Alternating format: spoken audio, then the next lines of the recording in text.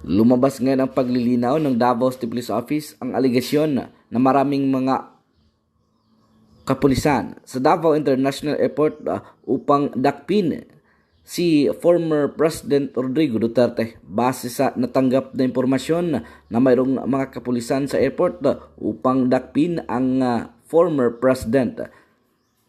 Base na rin sa orden de aresto na ipinalabas umano ng International Criminal Court. Ayon kay Davao City Police Office spokesperson Police Captain Hazel Caballero Tuazon, nang lumabas na impormasyon na nadakpin ang former president ay hindi totoo. Dinagdag ni Tuazon na walang warrant of arrest na ipinalabas para kay President Duterte.